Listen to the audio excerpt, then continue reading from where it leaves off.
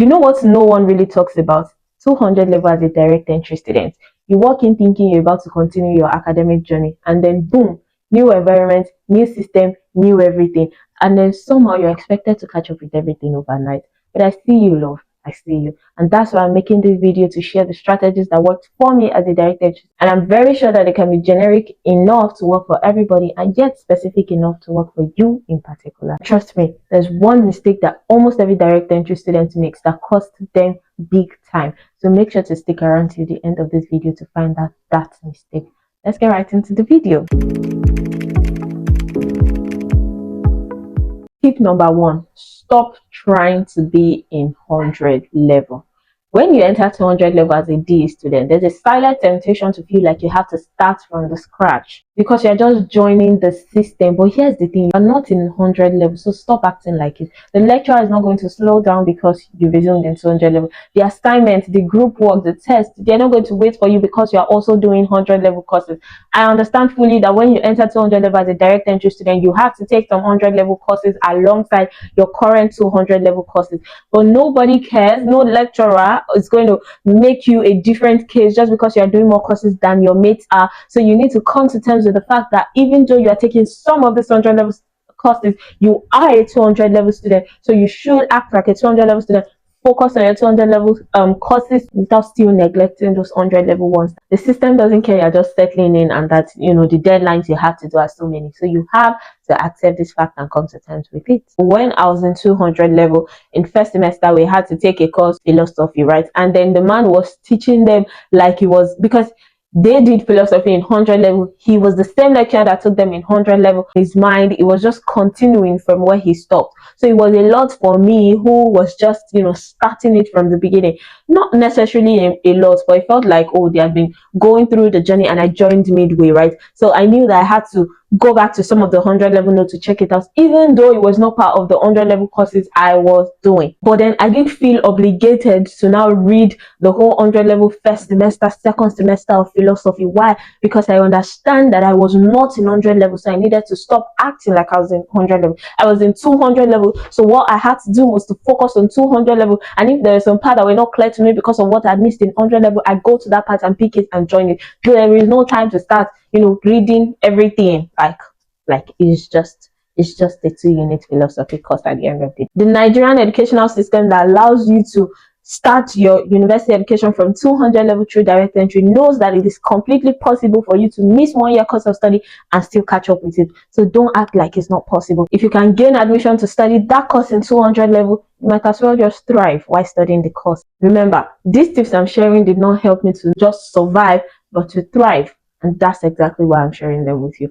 Tip number 2, build a shortcut network. I'm not talking about shortcuts to academic success. I'm talking about building a network of people who know the terrain. Your classmates that have been there since 100 level, that have study groups, that know these lecturers, how they set their questions, and that particular student who will remember what the lecturer said about will be work at exactly 2:07 p.m. Those are the kind of people that you need to have in your network. The best way to find this is to network with them. So when I was in 200 level also, the way I'm sharing this personal experiences and giving the thoughts is good, so that you can understand that to an extent I can relate, right? Even though it's not exactly the same. Law student, you take a course, law of contract, and there was a particular topic that I did not understand. Now this was 200 level first semester, I just resumed, but because I took it upon myself to immediately start building a shortcut network, I already knew the best person that I felt was going to explain the topic to me better. It is even interesting that now that we're done with school, the person I went to meet was actually the best graduating student in my class. But as at that time, I did not know. Maybe she was not even the number one there. But I already knew, I already saw it. Like, it was not like she was nerdy or she was like this kind of person that when the lecturer asked a question, she put up her answer. But then you just have to take it upon yourself to observe them and start building your connection. And she was the one that explained that topic to me, and I got it right.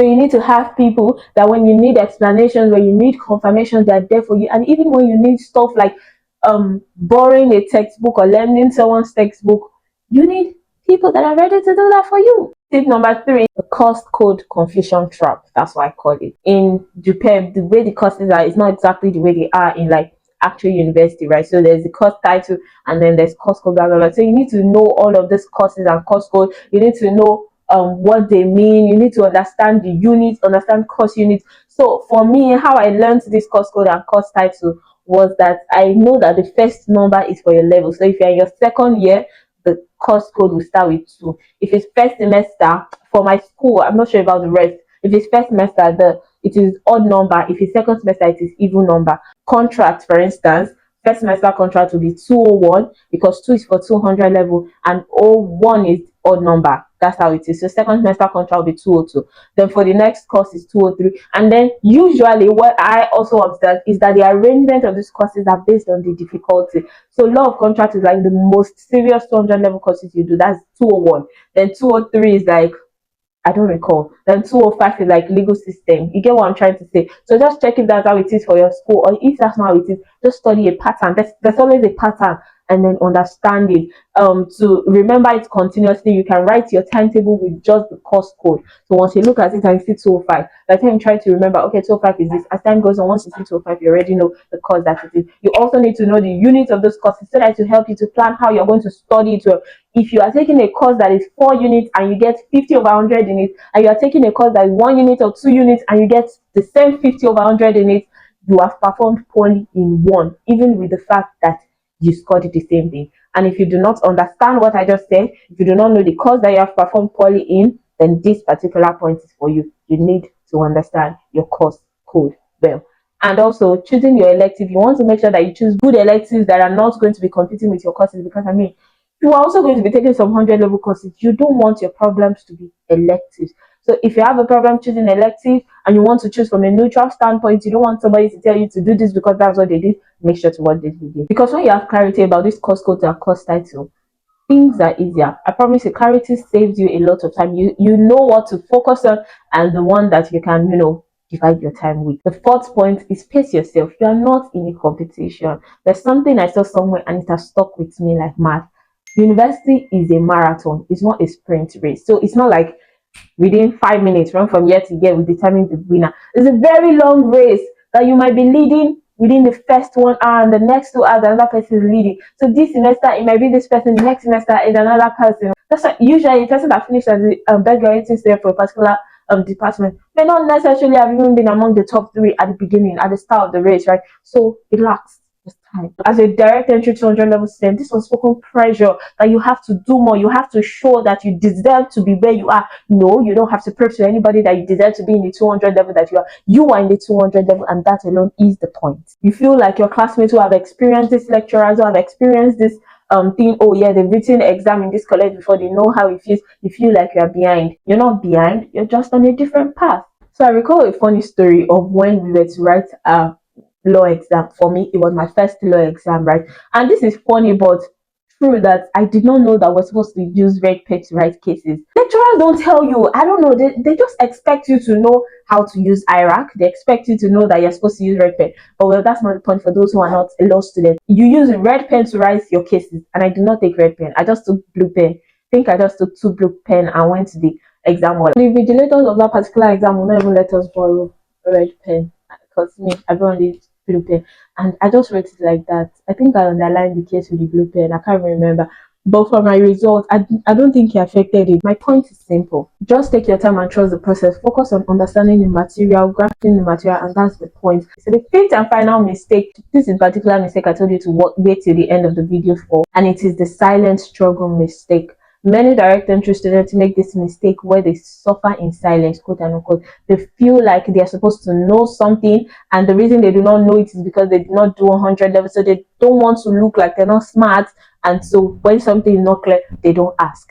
Ask lecturer, ask tutor, ask classmates. Learn to speak so that you do not get overwhelmed, so that you do not get burnt out. Don't let fear or pride stop you from asking and knowing what you should know. Once it's a topic you don't understand, an assignment you don't get, a lecturer that seems off, make sure to seek help. And don't ever think that it's because you missed 100 level that you do not understand. It's like, bro, relax.